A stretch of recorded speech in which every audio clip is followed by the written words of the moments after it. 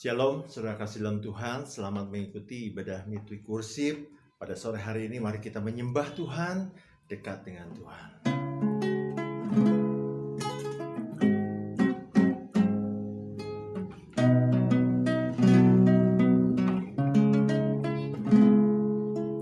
Bawa daku mendekat padamu, tinggal di dalam, menikmati anugerah kasih-Mu, hidup dalam kehendak-Mu. Ku tak ingin jauh dari-Mu, Tuhan. Bawaku ke tempat kediaman-Mu, biarkanlah Roh-Mu tinggal di dalamku, di bait suci-Mu.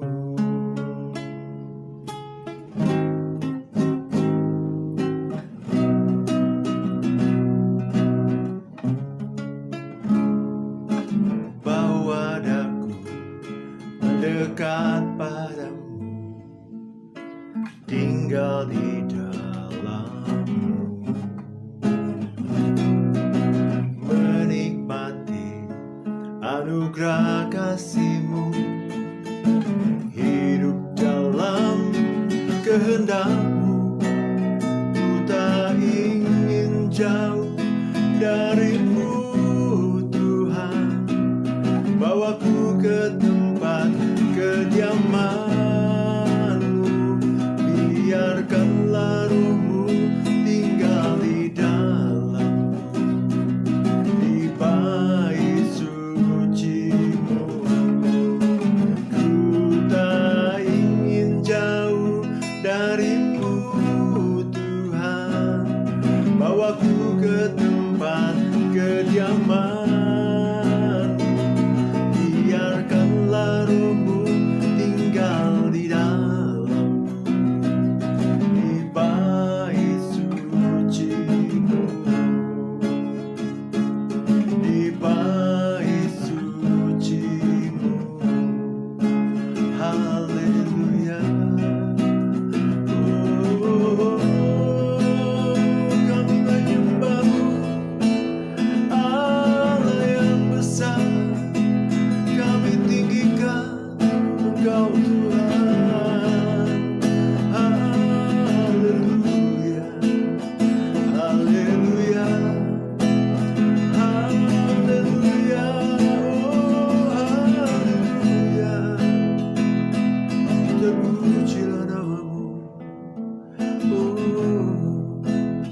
terpujilah nama-Mu, Yesus. Haleluya.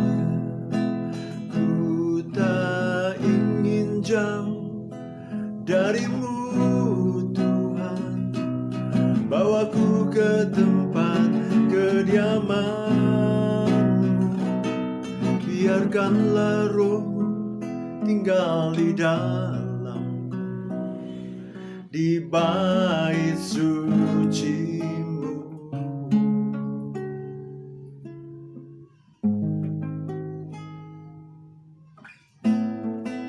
Haleluya, Yesus.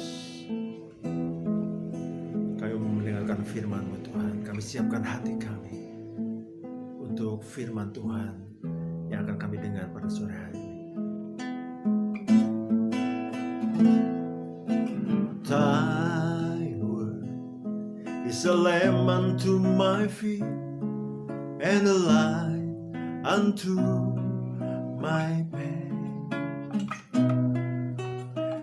Thy word is a lamp unto my feet, you're a light unto my path. Waktu ku bimbang dan hilang jalanku, tetaplah Kau di sisiku, dan takkan ku takut asal Kau di dekatku, besertaku selamanya. Oh,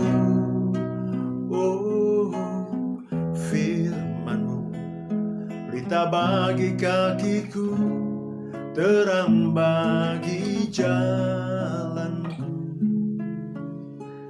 terang bagi jalanku.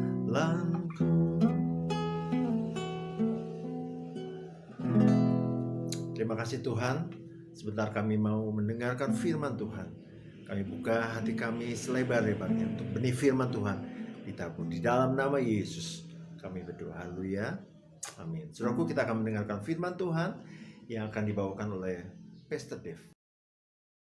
Shalom, selamat sore jemaat terkasih House of Blessing GBIS Kalvari Sukabumi.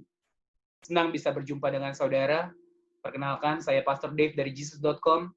Dan terima kasih buat Pastor Nathan atas kesempatan yang diberikan kepada saya untuk membagikan kebenaran firman Tuhan yang saya percaya bisa menguatkan, bisa memberikan sebuah kekuatan yang baru bagi saudara-saudara.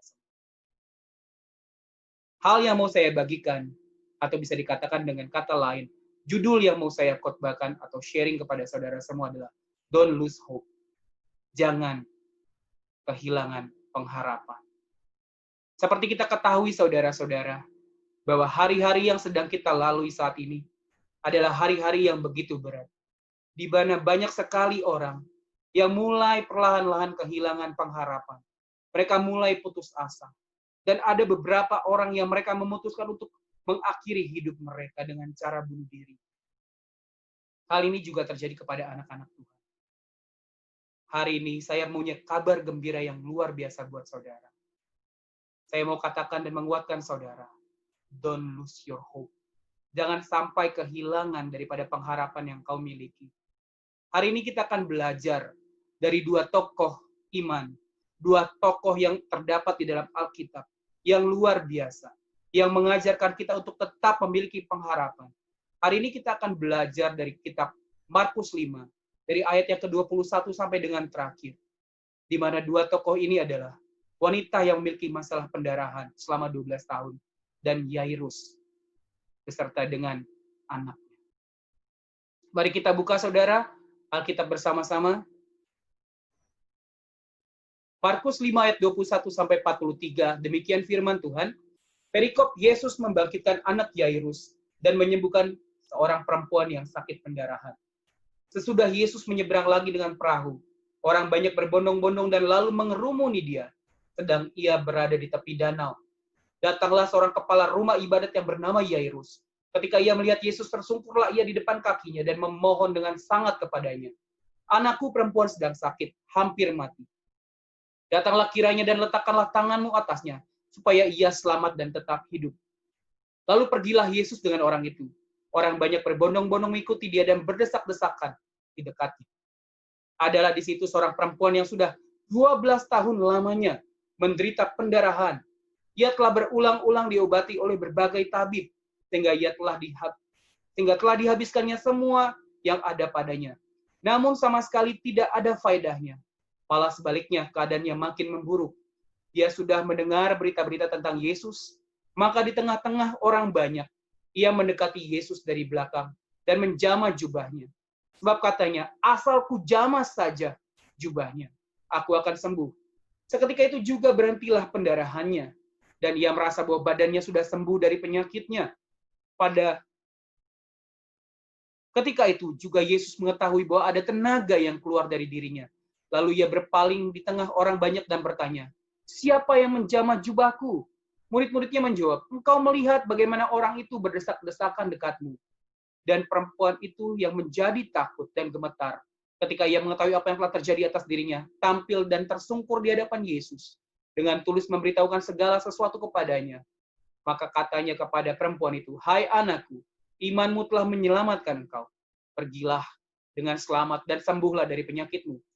Ketika Yesus masih berbicara, datanglah seorang dari keluarga kepala rumah ibadat itu dan berkata, anakmu sudah mati, apa perlunya lagi engkau menyusah-nyusahkan guru? Tetapi Yesus tidak menghiraukan perkataan mereka dan berkata kepada kepala rumah ibadat, jangan takut, percaya saja. Lalu Yesus tidak memperbolehkan seorang pun ikut serta kecuali Petrus, Yakobus, dan Yohanes, saudara Yakobus. Mereka tiba di rumah kepala rumah ibadat, dan di sana dilihatnya orang-orang ribut menangis dan meratap dengan suara nyaring. Sesudah ia masuk dan ia berkata orang-orang itu, mengapa kamu ribut dan menangis? Anak ini tidak mati, tetapi tidur. Tetapi mereka mentertawakan dia. Maka diusirnya semua orang itu, lalu dibawanya ayah dan ibu anak itu, dan mereka bersama-sama dengan dia masuk ke kamar anak itu. Lalu dipegangnya tangan anak itu, katanya, "Talitakum," yang berarti, "Hai anak, aku berkata kepadamu, bangunlah." Seketika itu juga anak itu bangkit berdiri dan berjalan, sebab umurnya sudah 12 tahun. Semua orang yang hadir sangat takjub. Dengan sangat ia berpesan kepada mereka supaya jangan seorang pun mengetahui hal itu, lalu ia menyuruh mereka memberi anak itu makan. Mungkin saat ini, situasi, kondisi yang saudara sedang hadapi sama seperti kondisi yang sudah dimiliki oleh si wanita yang memiliki masalah pendarahan. Mungkin sudah dalam jangka waktu yang lama, saudara memiliki suatu permasalahan ini dan tidak ada jalan keluarnya. Mungkin saat ini saudara memiliki sakit penyakit yang sudah saudara idap untuk bertahun-tahun lamanya. Dan saudara sudah menghabiskan begitu banyak uang yang kau miliki. Bahkan dokter memvonis dirimu sudah tidak mungkin bisa disembuhkan. Bahkan dokter memvonis mungkin dirimu sudah hanya memiliki beberapa waktu, beberapa bulan saja untuk hidup. Dengar baik-baik saudara. Jangan sampai kehilangan daripada pengharapan. Mata hati dan pikiran tertuju pada Kristus. Jangan setuju dengan apa yang dikatakan oleh dunia. Jangan setuju dengan apa yang dikatakan oleh situasimu. Jangan setuju dengan apa yang dikatakan oleh iblis. Tapi mulai perkatakan firman. Mulai perkatakan kehidupan atasmu. Mulai berdeklarasi. Mulailah bernubuat akan engkau. Mulailah memperkatakan setiap janji-janji Tuhan dan firman-firman Tuhan. Mungkin saat ini keadaanmu sama seperti wanita pendarahan. Dan hal yang harus kamu lakukan juga sama seperti wanita pendarahan. Dia tidak hilang pengharapannya, saudara. Ketika dia mendengar suara orang banyak yang mengeluh-elukan nama Yesus, dia tahu saat itu kesembuhannya terjadi.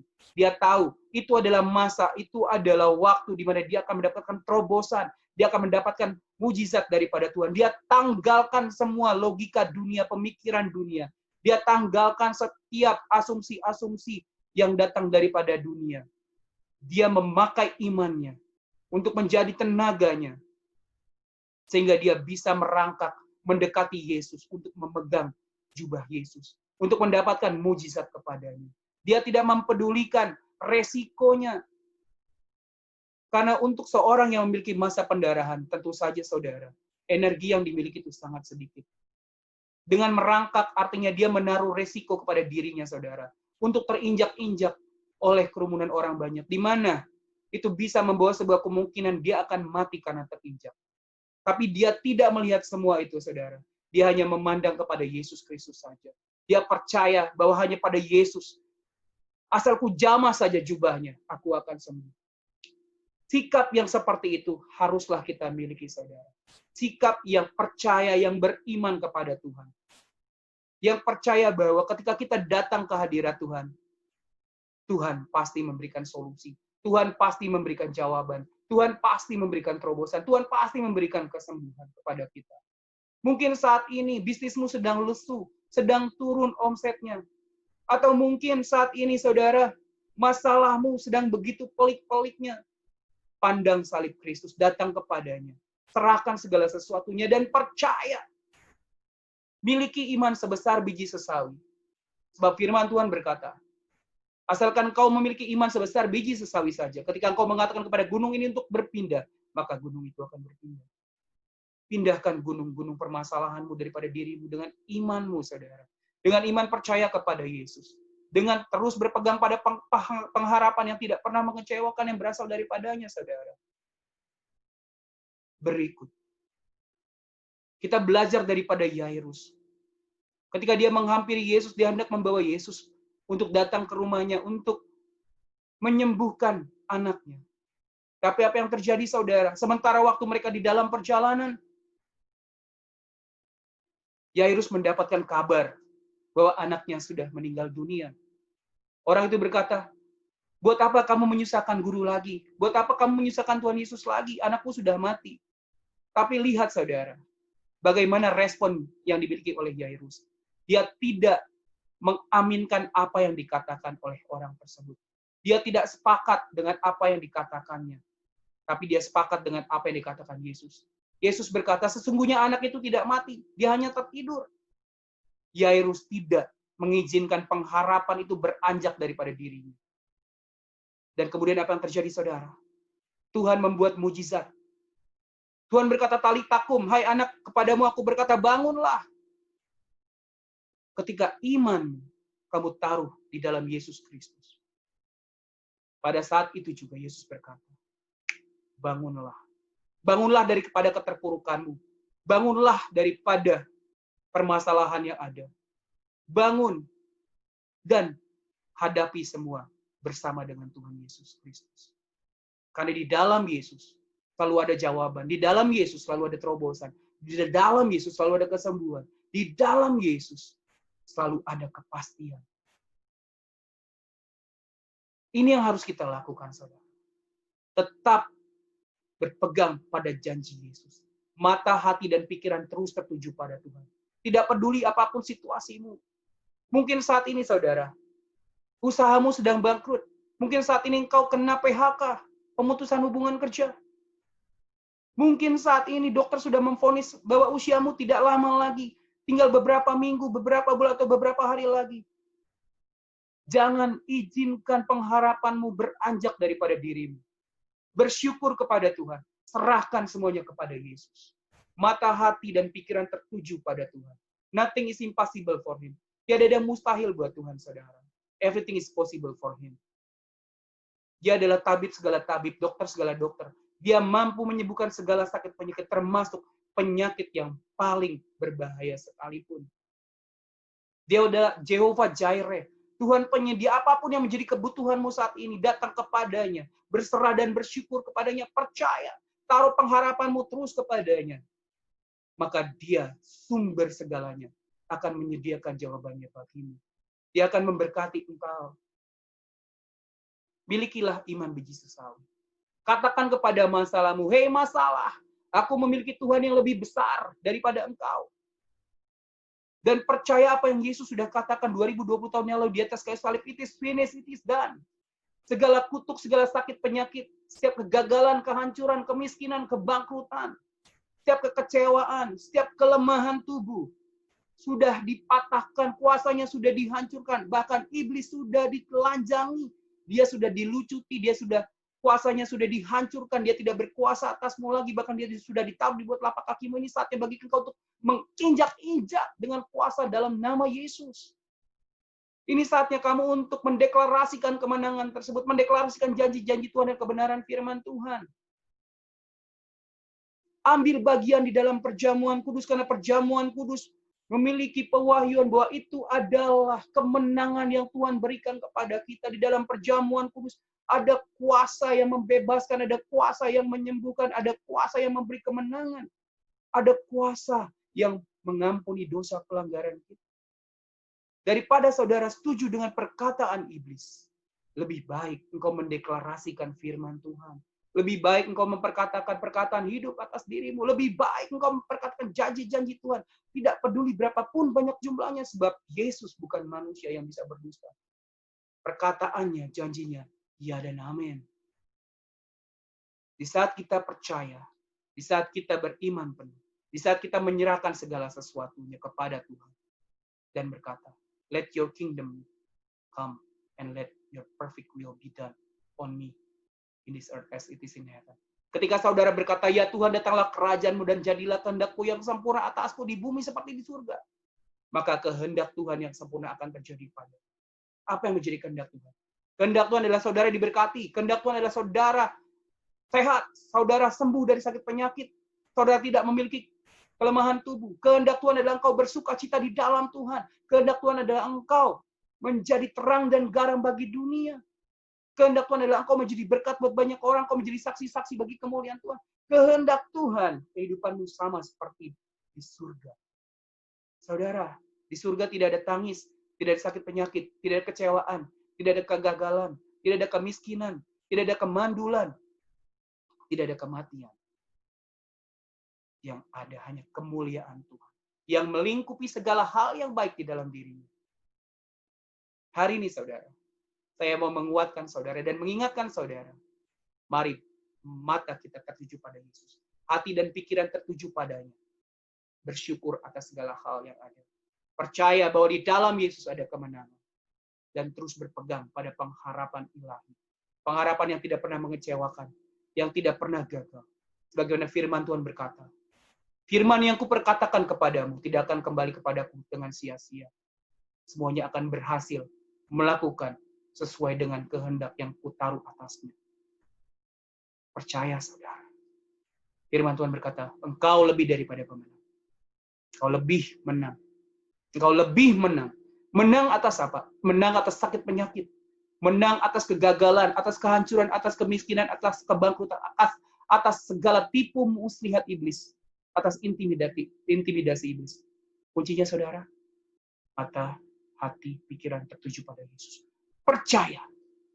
Jangan biarkan pengharapanmu hilang. Tetap taruh pengharapanmu dalam Yesus Kristus.